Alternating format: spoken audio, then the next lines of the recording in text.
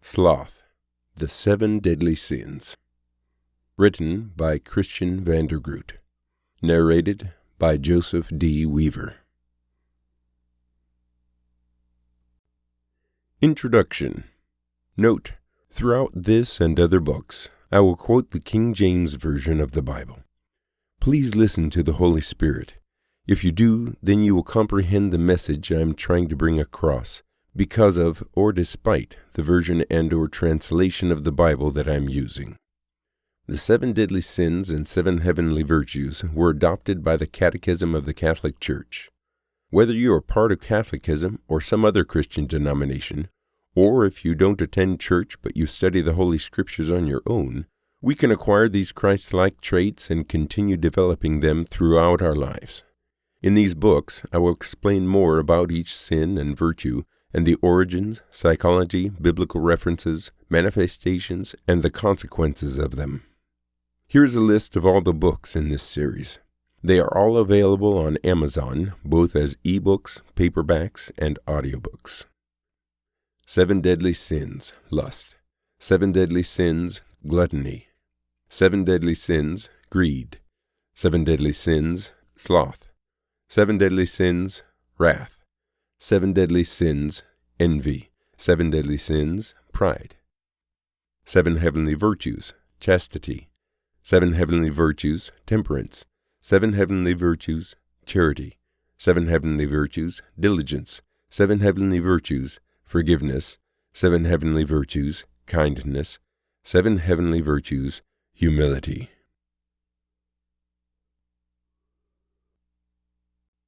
Chapter 1.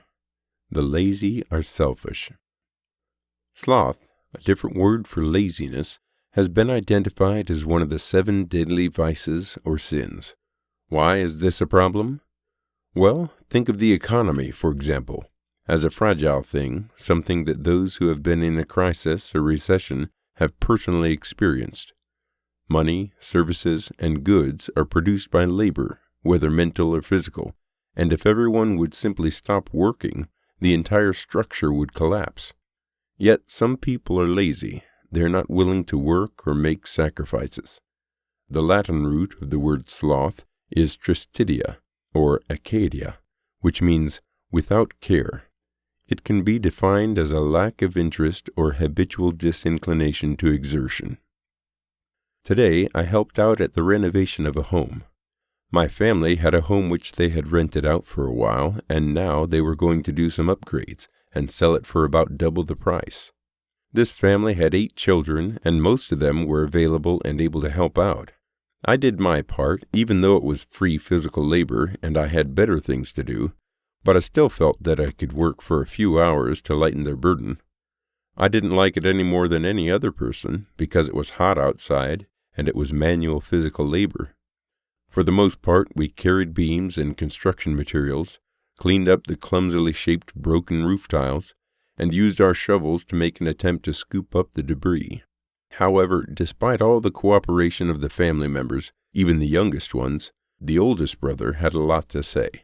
We had to listen to his complaints about wasting time or the fact that he hated manual labor and would rather pay someone to do this. He mentioned several times that he was too smart for these kind of tasks, and that it was his parents' fault for not planning where to drop the tiles from the rooftop. He worked slower than the others and nagged us to death with his selfish comments. Like I said, I had better things to do as well, and I certainly wouldn't want to do that kind of work for a living if I had a choice of finding a better job. But for those parents, it was important that the house would be done and ready to sell as fast as possible.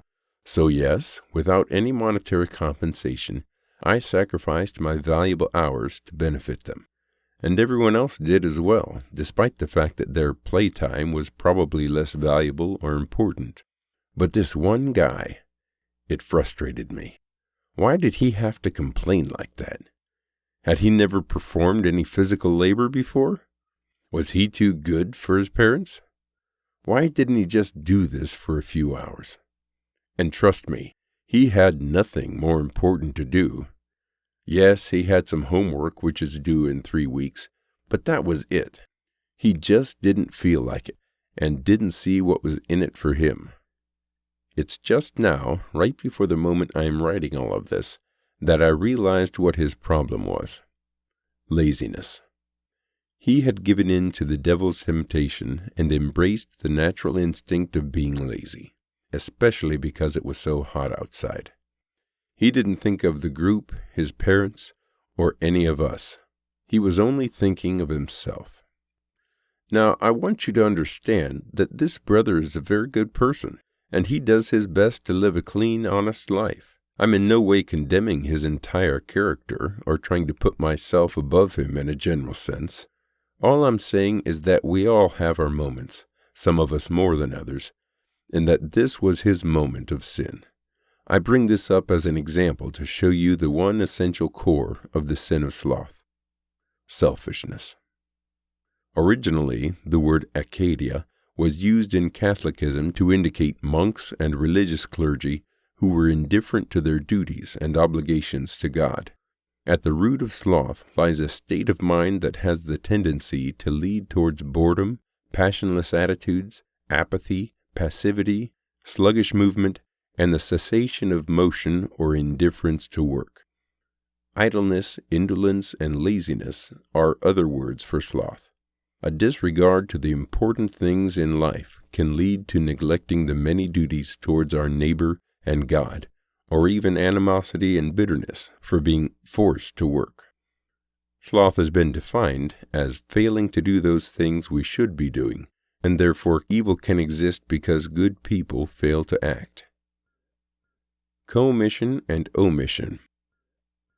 The previous statements have led me to think of the two main categories of sin: sins of commission and of omission.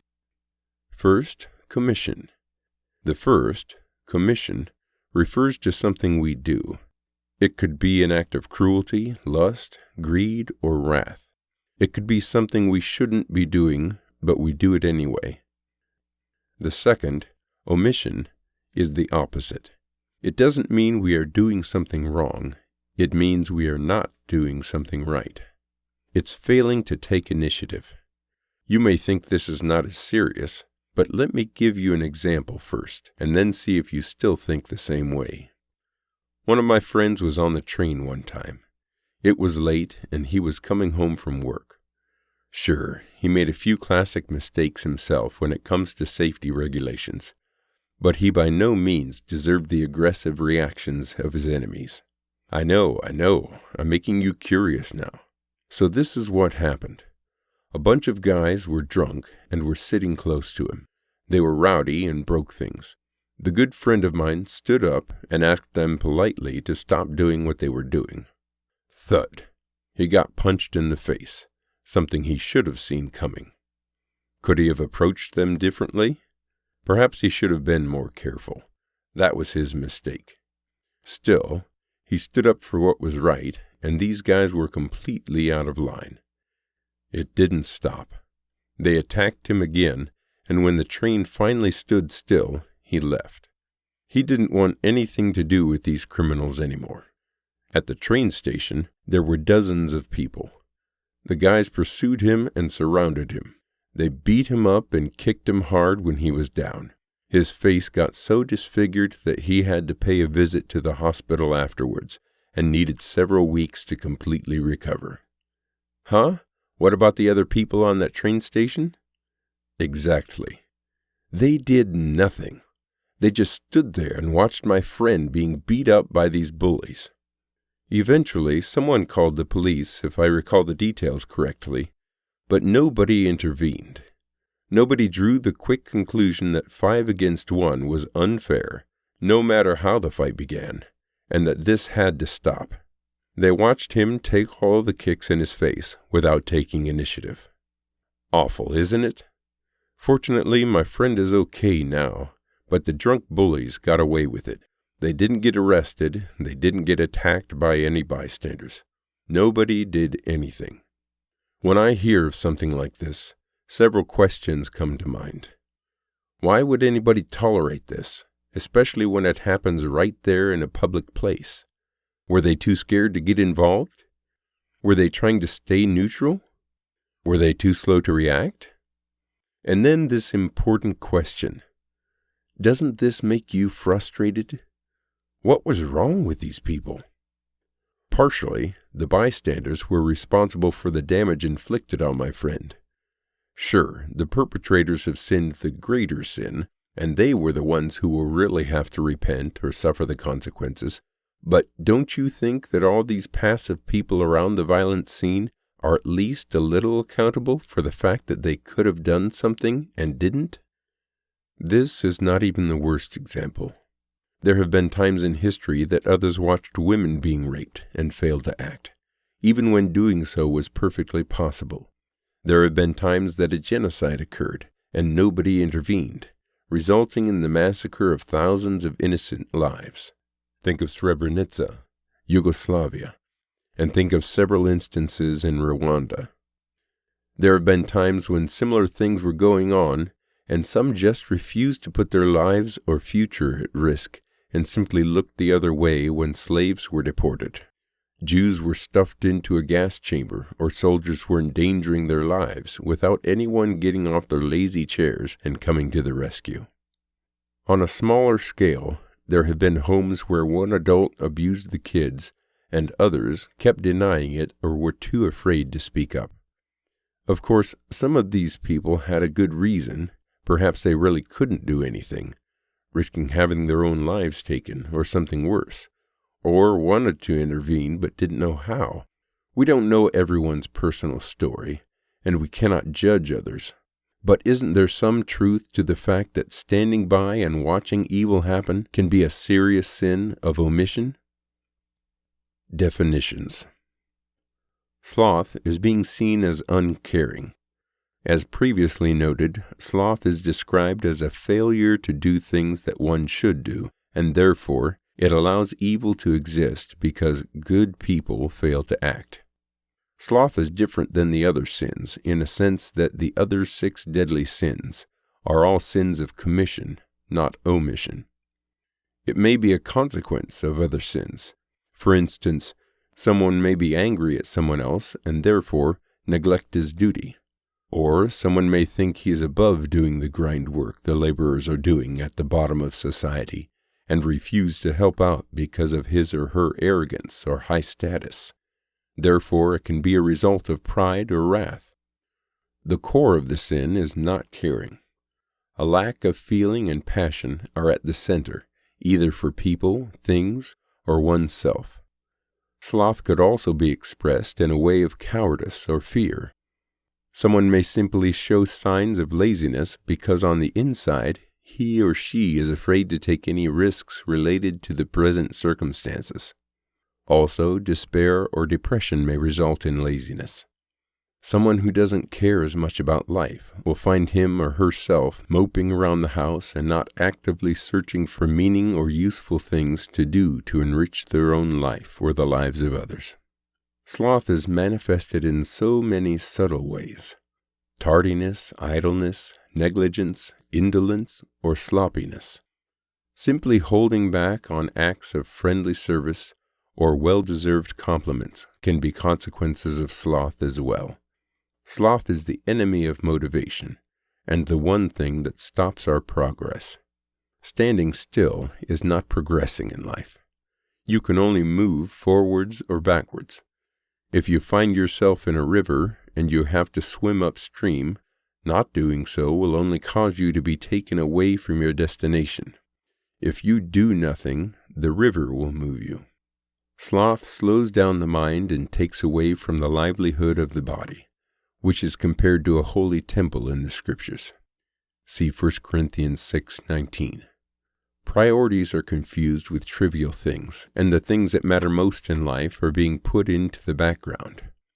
Research has shown, for instance, that messier homes create chaotic minds, and that less important values are overemphasized sometimes, while the day-to-day things we should do are put into a distorted perspective. Dante described sloth as the failure to love God with all our hearts, might, mind, and strength. See Luke 10:27. In that sense, He said it was a kind of like a middle sin, which is characterized by an absence or insufficiency of love. Some scholars have indicated that the most extreme form of sloth was despair, which would ultimately lead to suicide. I would say that this makes suicidal occurrences a little oversimplified, since the circumstances of the individuals involved are typically more complicated than what meets the eye. But in a sense, I can see how not caring about anything, including oneself, could lead to that extreme state of desperation and its consequence. Chapter 2.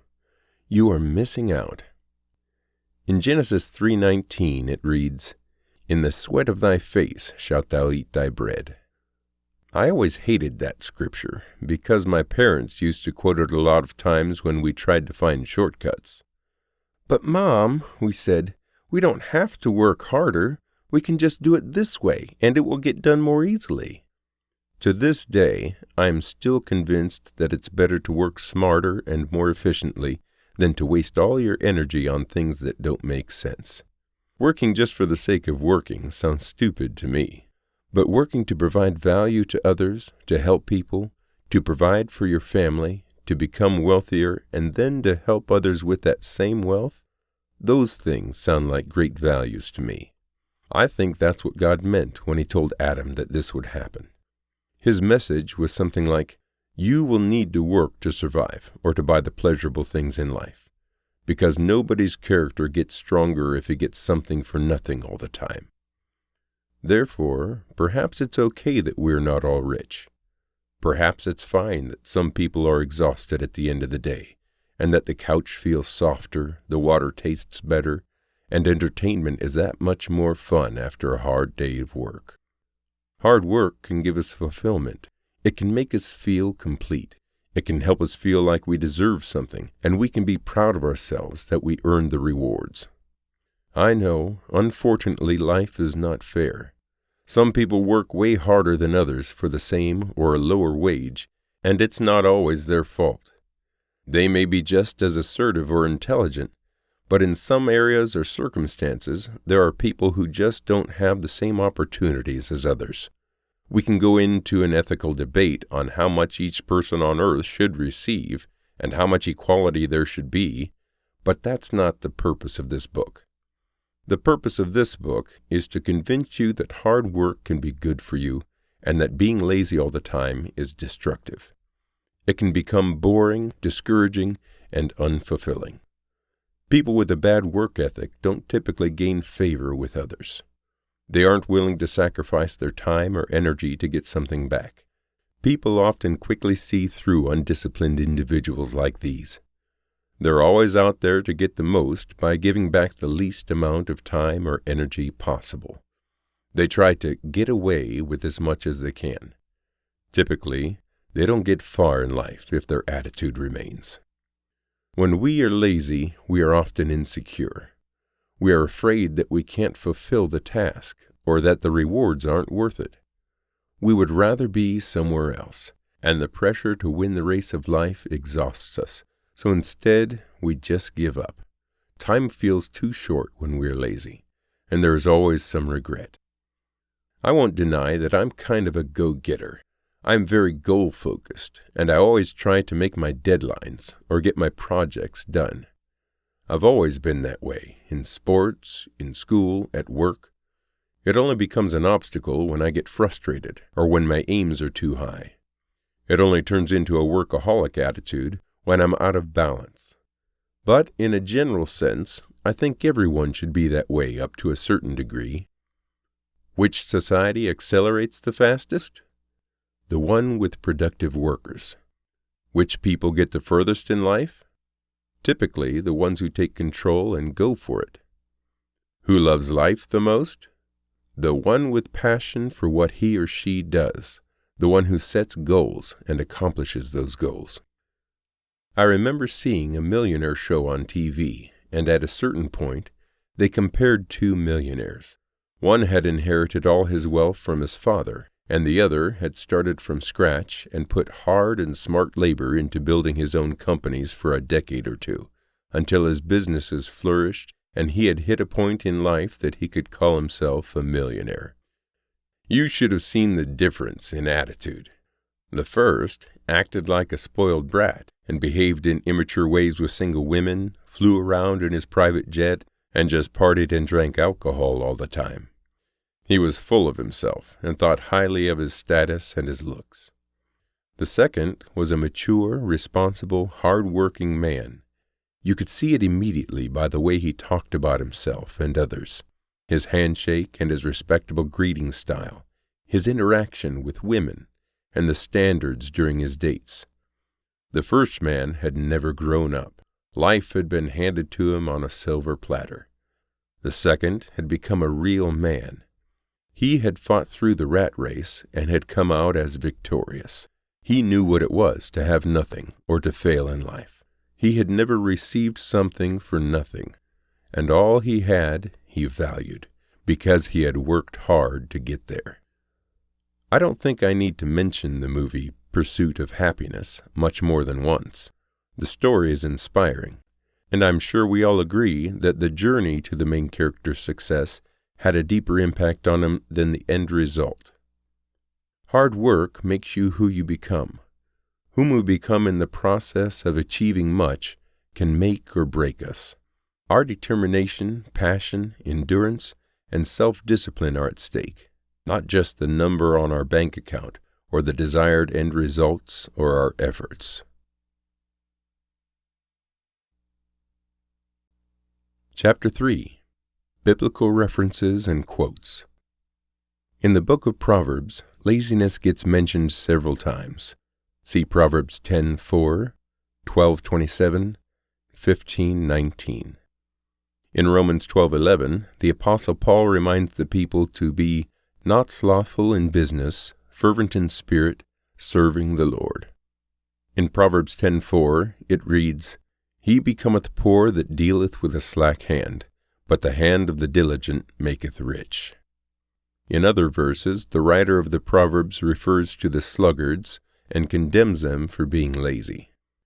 In Proverbs 6:9, it reads, How long wilt thou sleep, O sluggard? When wilt thou arise out of thy sleep? And in Proverbs 13:4, it reads, The soul of the sluggard desireth and hath nothing, but the soul of the diligent shall be made fat. Obviously, diligence is indicated to be the opposite of laziness. One of the clearest examples of laziness was laid out by Jesus, who told his disciples the parable of the master who left and divided the talents among his servants. The one received 5 coins, the next 2, and the last received 1 coin. The master was happy with his first 2 servants because they increased the number of coins, or talents, they had received. But he was not happy with the last. He had buried his talent and done nothing with it. How many talents and skills do we bury each day? How much could we create and enjoy life with our vision of art, business, music, writing, or simply being a helpful family member, parent, or spouse? How many opportunities do we leave on the table to increase our talents? Chapter 4. Individual and Cultural Examples. I've had my personal frustrations with people who wouldn't do what they said they would. Breaking promises or not meeting deadlines can be destructive to someone's schedule, time, money, investments, or emotional well-being. Recently, I talked to someone and I gave him the biggest marketing strategy ever. All he had to do was to go to the right platform, do a little research for 20 minutes, and he would save hundreds of dollars on his business. His reply, "Could you show me exactly what to do?" I already did, but he didn't want to put in the effort. Another guy wanted me to spend a few hours of my time explaining to him how he could start his own business and make thousands of dollars. I knew how to do it and was more than happy to help him for the right payment. He kept bargaining about the price, and eventually I said, "You don't have much money, do you?" He admitted that he didn't. Then I offered my services to him in return for some labor he could do for me. Some computer work, like video editing, text writing, and organizing information had to be done. The whole project wouldn't have taken him more than a few days if he would have done what I told him to do. But instead of just sucking it up and putting in the hard work for the valuable information I had gained from years of experience, he tried to get it for free. I understand when people have no money. I understand when people have no time. But if you have no money and no time, how are you expecting others to give you anything in return? I get confronted with lazy people almost daily, people who take advantage of others. They ask to borrow or receive money, a car, or take your time, but they don't offer anything in return. I don't want anyone to take this the wrong way, but honestly, I'm a little fed up with people who beg for money. Like I said, don't take this the wrong way. I've given beggars in Asia some money, and I've happily handed over food just recently bought at the supermarket.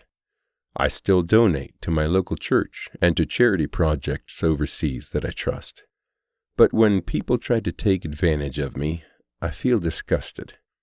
One time, I was walking to a train station. A guy on a bicycle pulled over and asked me if he could have some money for food. First, I thought, sell your bicycle, man. But then I said, sure, I'll buy you a sandwich at the train station.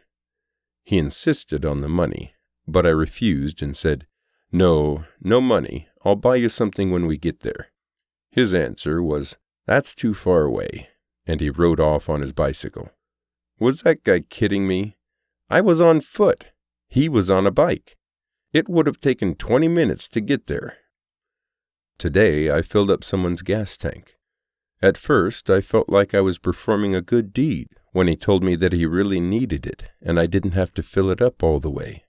But as we kept talking, I noticed that he had 2 gas tanks on purpose, that it was costing way more than it should have, that he was standing on the side of the road a lot under the false pretense that he was stranded, and that he used different signs. At the end, he subtly hinted that it would be nice if I could fill up his propane tank as well. That's where I drew the line and said goodbye. He now had a full gas tank and all the time in the world. Did he offer to follow me home and work in the yard for an hour, or help around the house to pay for his $80 of gas? Nope. Did he ask my contact information when I told him I made money online and that he didn't actually have to find a job? Nope. He wanted what he wanted, and all he was willing to do was beg for it. Perhaps I shouldn't condemn these people. I don't know.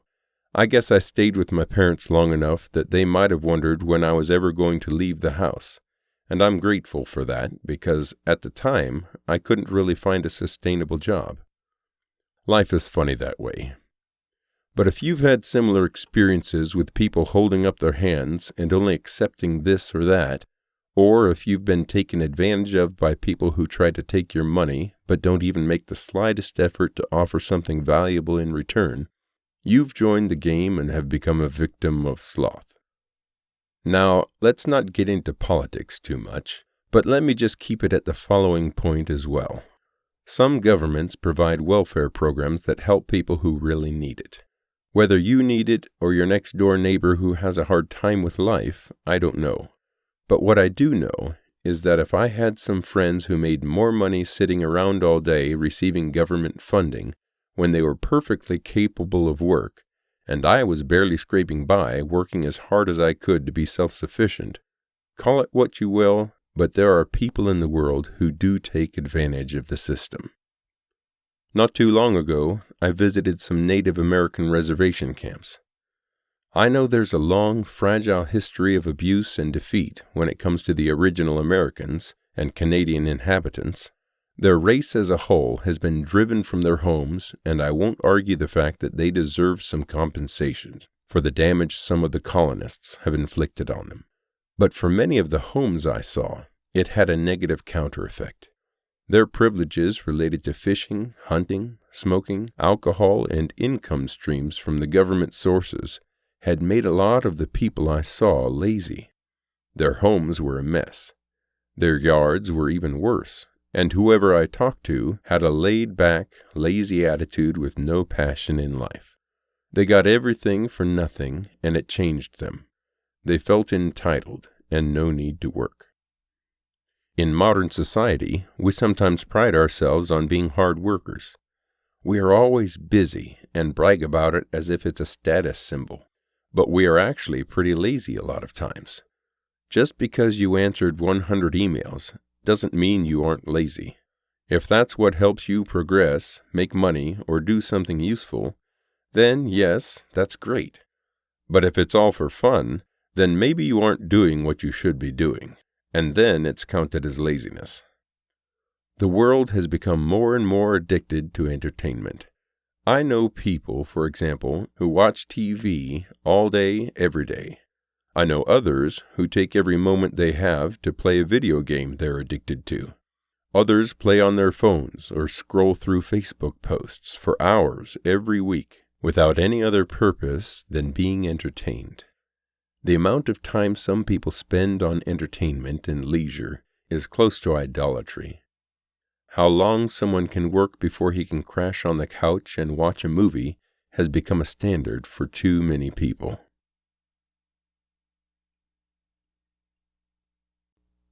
Chapter 5. What you want versus what you should. We all want things in life. Are we willing to work for them? Are we willing to give up some things we want now to acquire something better later? These questions lie at the heart of what we call self-discipline. Instead of following our instincts and emotions, there is great power in being controlled by what we know is right, so that we can reap the reward in heaven. Doing what you should instead of what you want most is called self-discipline. In a way, there are two things that motivate people to do something: push factors and pull factors. What works best for you is up to you to decide. Most times, it's a combination of both. I will now explain the difference. Push factors. Most people either act out of desperation or inspiration. Push factors are the things that push you forward and away from what you are trying to avoid. Sometimes it's easier to work on something because you experience frustration. You want to change your life, and the way you live your life momentarily isn't good enough. This can be a great motivator. A haunting memory of a failed company, an unfriendly employer, or a bad job you hated could motivate you to take initiative. Some people, for example, became hard workers when a girlfriend dumped them. Their motivation was partially to show their ex that she had made the wrong decision. Some really successful people in life came from broken homes or harsh environments. The enterprise I failed was a major loss for me. Not so much financially, because we lived cheaply and still had enough, but a loss of time, a sense of rejection by the people who didn't want to buy our products, and all the effort we put into it which didn't pay off. Let's just put it in numbers. We invested about $23,000, and in 2 years we made $23,000 back. Not really a sustainable income here in the United States, is it?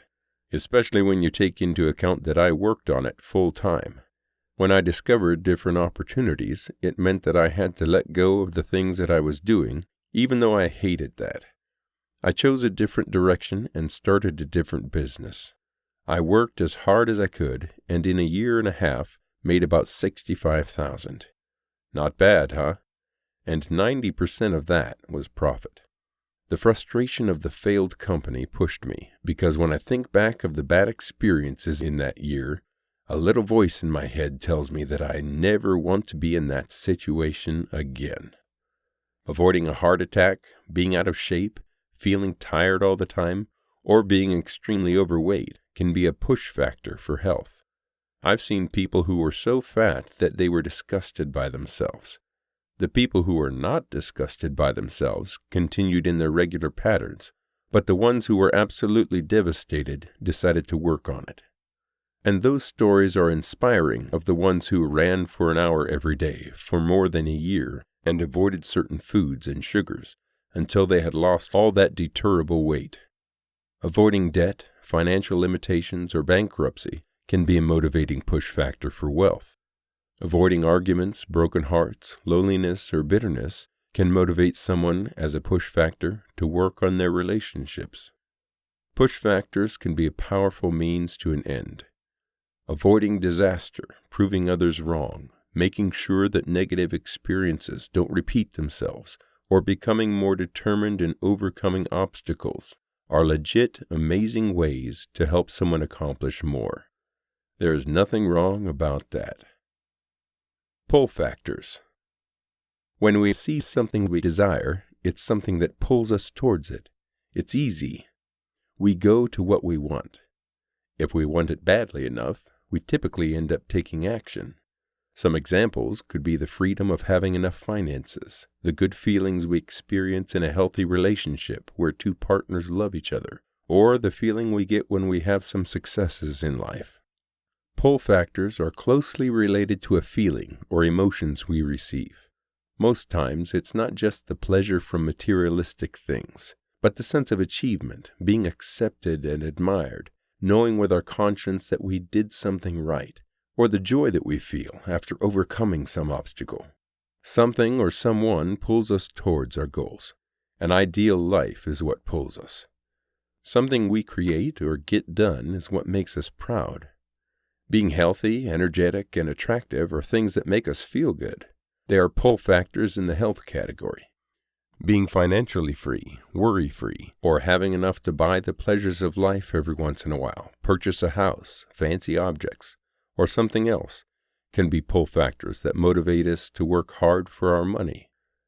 Having a good relationship with a fulfilling sex life, acceptance, a nice family, and the romance relationship in life are pull factors that help us connect to people, take initiative to talk to others, or organize our lives in the best ways we can.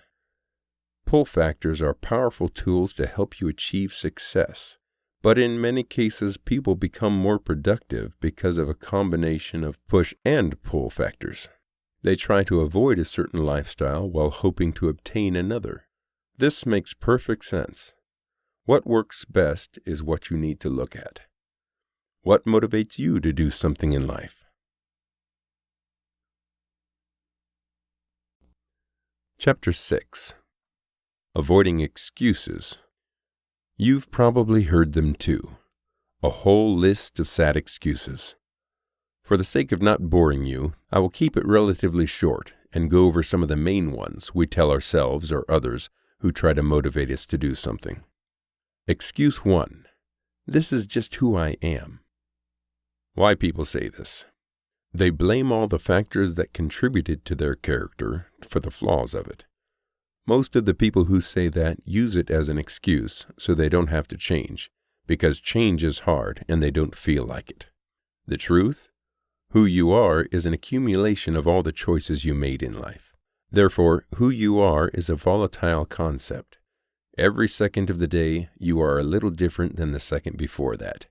We are constantly changing, but you decide how to change and how fast you do it.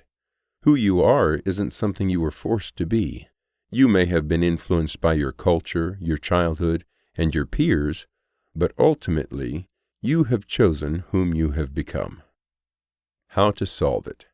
Tell yourself that you have a choice, not that you are a product of your childhood, your environment, your culture, or your genes. Yes, you may have limitations, psychological damage, and a certain background, but you can make that choice every day to be better. You can choose. Don't let others choose for you. Excuse 2. I've failed too many times in the past. Why people say this? It's a real reason to fear the future if the past has been a failure. Caution is a natural and often beneficial human reaction to losses and failures. It's not that bad to say this when this minimizes the risk or keeps you out of harm's way. But if it's being used as an excuse for not trying, it can become dangerous by itself. The truth? The truth is that even the best, most successful people have failed. Often, those who are extremely successful don't see failure as a loss, but as a learning experience. Just because you failed in the past doesn't mean you are going to fail again. This time, you may be luckier, better, smarter, or just time it more efficiently. How to solve it? Don't ever give up. Failure is difficult. Everyone has to go through it. I know I have myself. but turn those failures into learning experiences, so that you'll look back and be happy that you failed because you added more knowledge from that experience. Sometimes it's simply an indication to change your plan instead of giving up entirely. Excuse 3. My circumstances are limiting me. Why people say this? Those who say this are in denial. They don't want anything to be wrong with them because it hurts their feelings. So instead, they point the finger to things around them, and they often miss out on the opportunities that are there, but for which they need a better attitude to grab them. The truth? Yes, some circumstances are limiting you, but don't we always have the tendencies to blame other things or people? Honestly and sincerely take a hard look at yourself. There are many things you can change that have nothing to do with outward circumstances. How to solve it? Try to reach your full potential by focusing on the things you can change about yourself. Stop accepting that you're controlled by all these factors and take control of your life as much as possible. Excuse 4. Others say I cannot do it. Why people say this? We tend to see others' feelings as facts. I recall a commercial that went something like this: 300 million people smoking can't be bad. For some reason, if the mainstream crowd believes it, we think that therefore it must be true. So sometimes we use it as an excuse to stay passive. The truth? There will always be people who think that you can't do it. They don't know you, so they don't know what you're capable of. Look at any successful entrepreneur, sports player, ex-student, or actor. Look at how many people didn't have any trust in them, but they disregarded those voices and still did what they were capable of. How to solve it? Believe in yourself, and don't let anyone tell you what you can't do. Like it says in Pursuit of Happiness, the movie, if you have a dream, you have to protect it. Belief is the first step towards success, then plans and action. Excuse 5. I am too old. Why people say this? I've often heard people use this as an excuse for not learning computer abilities or playing sports frequently anymore. It's easy to say you're too old and give up or just refuse to learn new things. The truth? Some older people I know are stuck in their ways, but I also know those who are everything about the internet, every computer program, etc. I knew a 78-year-old guy who played tennis and went swimming and mountain biking frequently. How to solve it?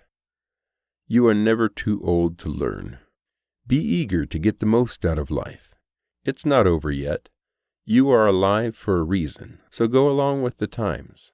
Learn more and improve yourself. Don't believe those who continually confirm that everything is going downhill. Try to feel younger and deny that you are too old for something. Excuse 6. It probably wasn't meant to be, or it would have happened by now. Why people say this? This can be used as an excuse as we use grief over losses from the past. Someone may be dissatisfied that something they hoped for didn't happen, so they conclude that it wasn't meant to be, as if some outside forces controlled their future. The truth? This is just a silly thing to say. Sure, I believe in some form of destiny myself, but those who believe that their destiny is partially or even mostly in their own hands will achieve a lot more in life because they refuse to be controlled by circumstances. How to solve it? You have the power to change, to shape your future. Don't just think that because it hasn't happened yet, it cannot happen anymore. Instead, try to make it happen. Take matters into your own hands. Excuse 7. It's my parents' fault. Why people say this? It's attractive to blame your parents for everything. After all, they have a big impact on your personality, your life, your choices, and much more. But people sometimes deny their flaws or refuse to change because they claim to be a product of their situation and their childhood in particular. The truth? Your parents have, most likely, impacted you a lot. You might have heard yourself say something and think, I sound just like my dad or mom. But the truth is that you don't have to be like your parents. You can choose. If everyone would be like their parents, a lot of people would be the same. But each generation can make their own decisions. How to solve it. Believe in the freedom to choose your own life and work on your own flaws. Structure your own future. Just because you look like your parents doesn't mean you are the same as them. I saw two identical twins one time, and I concluded after talking to them alone that one of them had excelled socially and mentally. He had lots of friends and a pleasant character. The other, however, was one of the stupidest idiots I had ever met. He had all kinds of addictions which he wasn't willing to give up, was rude of others' limitations, and was completely in his own world. Now, I may be wrong about them, and perhaps there was more to it than that, but it just goes to show how two brothers can leave a completely different impression. Excuse 8. Everyone else is doing it. Why people say this? This means that people hide behind someone else's conduct. People are like sheep. They typically follow the mass, the trends, etc. The truth? It's interesting that people want to be alike and belong, but be recognized as unique individuals at the same time. It's ironic, but sad, because we don't have to do what everyone else does. Letting your true character come out means that you should be yourself. They used to ask me, if everyone jumped into a lake, would you do it too? A lot of people kill, rape, yell, argue, steal, and do a lot of other nasty stuff. But that doesn't mean it's good. The truth doesn't depend on everyone's recognition, or even anyone's recognition. How to solve it. Refuse to be someone else.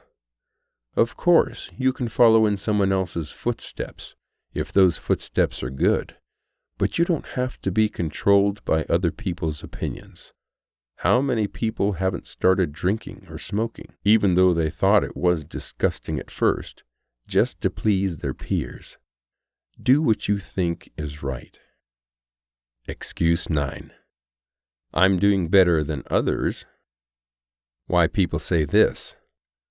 The reason some people say this is to point out that their flaws or deficiencies aren't something they should worry about because others are doing worse. The truth? Comparing yourself to others who are doing worse than you is not very smart. You need to progress at your own pace and become better than you were before. If you don't, you're not going anywhere. Yes, you're doing better than others, but that's no excuse for the things you're still doing wrong. After all, aren't you also doing worse than some others? How to solve it. Don't settle for average. Don't think that you're doing okay because others are doing things wrong. You are striving for excellence, and even though you'll never be perfect in this lifetime, and that's okay, striving for it is a noble cause in itself, as long as you don't beat yourself up about the little things and try to learn from your faults. Excuse 10. I'm not perfect. Why people say this. I concisely mentioned perfectionism before. People who use this excuse think that they can stop because they can never achieve the goal of being perfect. The truth? The truth is that you will never be perfect, and that you don't have to be. All you need to do is strive for as much perfectionism as possible, always learning and improving yourself. How to solve it. Praise and compliment yourself for trying to be perfect, and focus on the things that matter most. There's nothing wrong with literally spilling the milk, but if you lash out against someone for no valid reason, you should take a long, hard look at yourself. It's okay that the results don't always add up. The process towards perfectionism is more important than the instant outcome. Funny excuse number 1. My fortune teller tells me not to do it. Trust me, there actually are people who have used this excuse. It makes you wonder if they really believed it, if they were that gullible, or if they just used it as an excuse to get out of what they needed to do. Funny excuse 2. I left my body in the other set of clothes, and those clothes are in the washer. The one who used this was probably not all there at the time, or perhaps that person was a little drunk and turned some things around. Funny excuse 3. I'm trying to be less popular. Someone has to do it, right? Unbelievable excuse for doing the bare minimum. I have to give it up to that person. 10 points for creativity. Very creative indeed, but really dumb as well. Funny excuse 4. I changed my lock on the door and could not get out. I hate it when that happens. Usually door locks are to get in, not out, so maybe this was a mistake. Either way, it makes you think about what that person really did to avoid work. Funny excuse 5. My cat just fell up the stairs. Can you believe it? Up the stairs. The cat probably just jumped. That is what falling up must have meant. That is what I'm supposing. I wouldn't know what else to think of this. Funny excuse 6. I was late because my leg went to sleep and I couldn't run to work. Oh, poor you. How long does it take again to make a limb wake up? Shouldn't take more than a minute or just a few seconds. Funny excuse 7. My boyfriend told me he won the lottery, so I was out there celebrating. The weird thing is that people celebrate before they confirm the reality of the situation. Classic example. Kind of creative, too, I guess. Funny excuse 8. I needed some time off because I had worrying to do. And this person decided to add to his or her worries by being late and making someone else angry. Not very smart. He or she might have even more worrying to do after this incident. Funny excuse 9. I'm getting married and have to figure out to whom. Ouch. Lucky future spouse. How anyone used this as an excuse and got away with it is a mystery to me. Funny excuse 10. My desk set on fire. The desk? Interesting. Unless it's made of wood. Hey, this could actually happen. Don't judge, right? Funny excuse 11. The cleaning ladies trapped me in my room. Yes, that would be problematic. And how did you get out again? Oops, forgot that part of the story. They have to make sense, buddy. Funny excuse 12. Are you asking me to skip the most important meal of the day? Yes, if you're late, of course you skip breakfast. Or just get one of those instant quick ones. Come on, how long does it take to fix a bowl of cereal or an egg? Funny excuse 13. I have a Netflix hangover. Better than an alcoholic one, but still. Addicted to TV. Discipline. Something this person doesn't have much. Funny excuse 14. I was busy contemplating all the things I could do during the time I would waste on your class. Very insulting, but to the point. I liked it, so I added it to this assortment of creative excuses. I wonder if they got into even more trouble after saying this. Funny excuse 15. I woke up in a good mood, and I didn't want to ruin it. Ha ha! Yes, I've had that happen. And then you get challenged with all the situations of the day. And it just spoils it.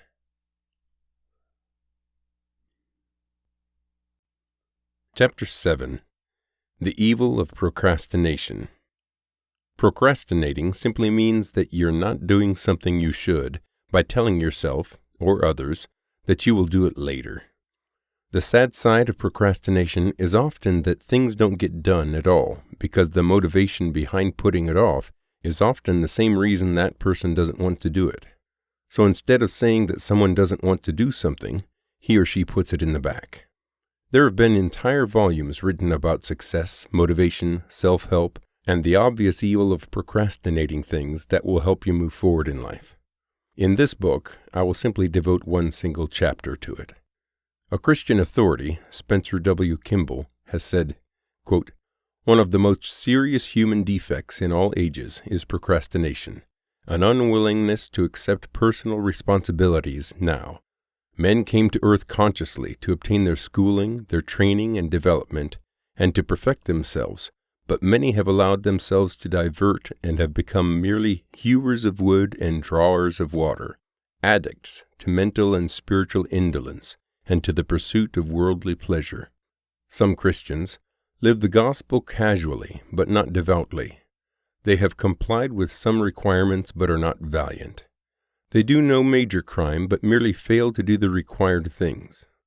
Perhaps they do not consider such omissions to be sins, yet these were the kinds of things the 5 foolish virgins of Jesus' parable were probably guilty of. The 10 virgins belonged to the kingdom and had every right to the blessings, except that 5 were not valiant and were not ready when the great day came. They were unprepared through not living all the commandments. Samuel Johnson remarked that hell is paved with good intentions. The Lord will not translate one's good hopes and desires and intentions into works.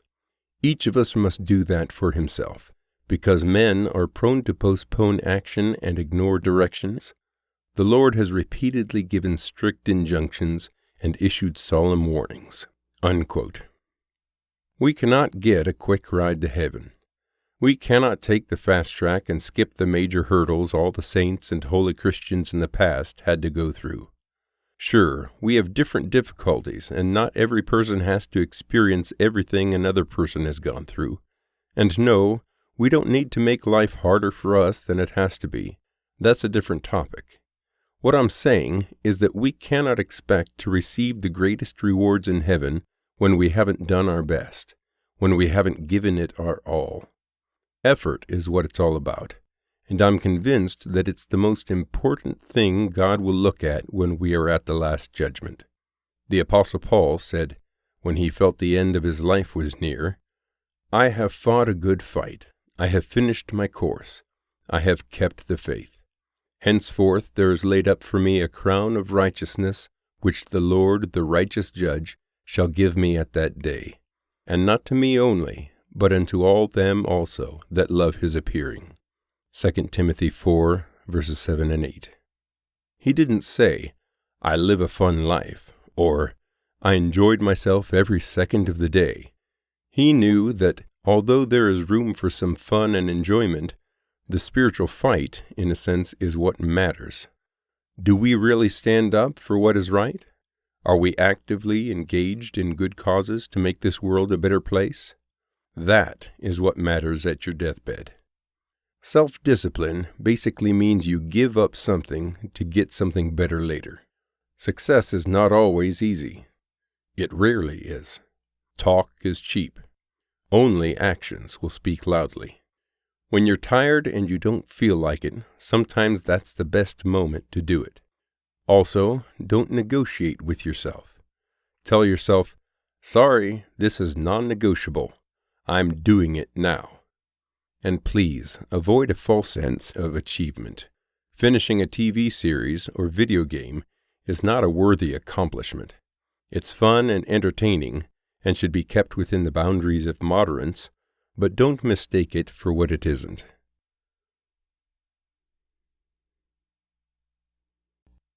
Chapter 8. Life is a Test.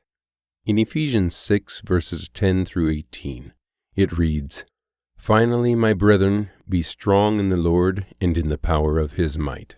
Put on the whole armor of God, that ye may be able to stand against the wiles of the devil. For we wrestle not against flesh and blood, but against principalities, against powers, against the rulers of the darkness of this world, against spiritual wickedness in high places.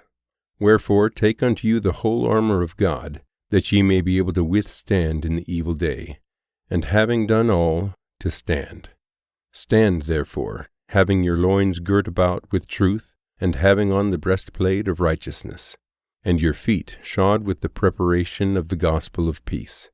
Above all, taking the shield of faith, wherewith you shall be able to quench all the fiery darts of the wicked, and take the helmet of salvation, and the sword of the Spirit, which is the word of God, praying always with all prayer and supplication in the Spirit, and watching thereunto with all perseverance and supplication for all saints. In a way, life is a war. It's a battle against evil, a battle against ourselves, and against the forces of nature. We do not wrestle against flesh and blood, or in other words, against other people per se. We battle against powers of darkness brought about by the devil and his followers. We should never be lazy for the sake of not caring. With adequate rest and relaxation, people should always be striving to bring about much good in this world. Whether it's volunteering, helping, babysitting, working hard, donating, complimenting, encouraging, doing tasks, or something else that helps another, we should all help build this world. I've complained a little in this book about fake beggars, people who won't work for what they think they deserve. But there are a lot of people, both rich and poor, who either need physical resources to survive, or simply an encouraging word to overcome a stressful day, or a helping hand to get all the most important tasks done. There are so many opportunities around us. And yes, I have fun in life too, but it makes me sad when I see people who waste their time in this life by indulging themselves with egotistic pleasures so much that they leave opportunities to help others in need untouched. We cannot and should not live for ourselves. We cannot think that everything is always okay. There is always something going on. Satan and his followers are constantly tempting us to commit sin so we can be miserable like them. In the book of Revelation, it says, "And there was war in heaven. Michael and his angels fought against the dragon, and the dragon fought and his angels, and prevailed not, neither was their place found any more in heaven. And the great dragon was cast out, that old serpent, called the devil and Satan, which deceiveth the whole world. He was cast out into the earth, and his angels were cast out with him. And the dragon was wroth with the woman, and went to make war with the remnant of her seed, which keep the commandments of God, and have the testimony of Jesus Christ." Revelation 12, verses 7 through 9 and 17. Just to clarify things a little, the dragon is the devil. The woman is the church, as interpreted by the fact that Christ is often described as the bridegroom, and therefore the people in his church have made a covenant of loyalty with him, similar to a marriage covenant. The most important part of this is the following. Satan was cast out of heaven. He and his followers, as it reads in the scripture, made war with those who keep the commandments of God and have the testimony of Jesus Christ. He wants to bring us down, and especially those who are still trying to live a good life in the footsteps of Jesus. The devil knows he doesn't have much time, and he is doing everything he can to make war, a spiritual war, against the souls of the followers of Jesus. Are we going to keep fighting, or are we too tired already? The choice is yours.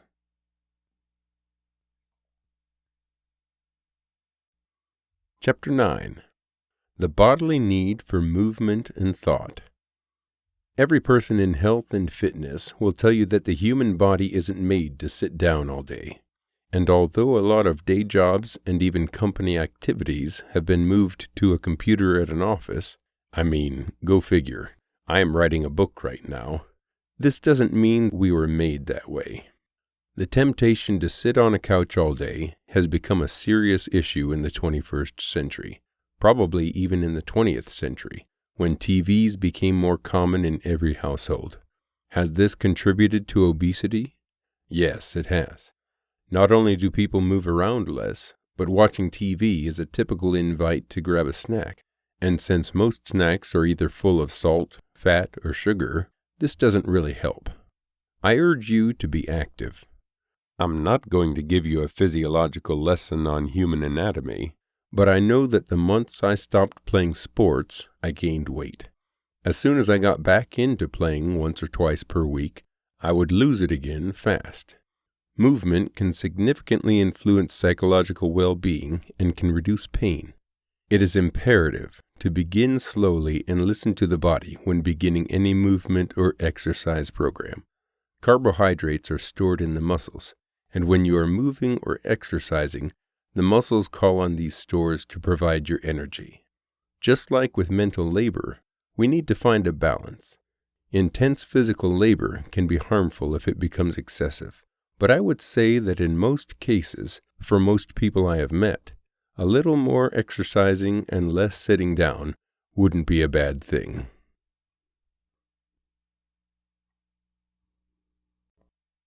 Chapter 10. Entertainment and Rest in Perspective. In life, there needs to be a balance. In Ecclesiastes 3:1, the preacher starts a small rant, if you will, about timing and balancing the activities of life. He says, "To everything there is a season, and a time to every purpose under the heaven." He then gives a list of opposites. And if we look at it from that perspective, we could easily translate his message to modern times. A time to work and a time to rest. God labored for 6 days and rested on the seventh day. In many Christian denominations, including my own, as well as in Jewish tradition, the Sabbath day is still being celebrated and revered as the day we need to remember God more intensely and give up our laboring activities to rest and ponder life. True, some jobs are required to work on Sundays, and I don't condemn anyone who is forced into a position like that, and then again, some faiths claim it is the Saturday that should be the day of worship. Whichever you agree with doesn't matter to me. The point is that God wanted people to work. He wanted them to work hard. But to recover either mentally or physically, or both, He commanded to have a day of rest. On this day, we need to pray, read His words, spend time with family, and engage in other wholesome activities. Why? Because it will refuel our bodies and minds to go at it the next day again. Some people are such workaholics and stress out so much that they should slow down a little. Others slow down so much that they become sloppy and lazy. None of these extremes are healthy. The way to freedom, peace of mind, and happiness is in the middle. Thanks again for buying my book. If you have a minute, please leave a positive review. I take reviews seriously and always look at them. This way, you are helping me provide you with the better content that you will love in the future. A review doesn't have to be long, just 1 or 2 sentences and a number of stars you find appropriate. Hopefully 5, of course. Also, if I think your review is useful, I will mark it as helpful. This will help you become more known on Amazon as a decent reviewer, and will ensure that more authors will contact you with free ebooks in the future. This is how we can help each other. Here's a list of all the books in this series. They are all available on Amazon, both as ebooks, paperbacks, and audiobooks. 7 Deadly Sins, Lust. 7 Deadly Sins, Gluttony. 7 Deadly Sins, Greed. 7 Deadly Sins, Sloth. 7 Deadly Sins, Wrath. 7 Deadly Sins, Envy. 7 Deadly Sins, Pride. 7 Heavenly Virtues, Chastity. 7 Heavenly Virtues, Temperance. 7 Heavenly Virtues, Charity. 7 Heavenly Virtues, Diligence. 7 Heavenly Virtues, Forgiveness. 7 Heavenly Virtues, Kindness. 7 Heavenly Virtues, Humility. This has been Sloth, the 7 Deadly Sins, written by Christian Vandergroot, narrated by Joseph D. Weaver, copyright 2018 by Vincent Newt, production copyright by Vincent Newt.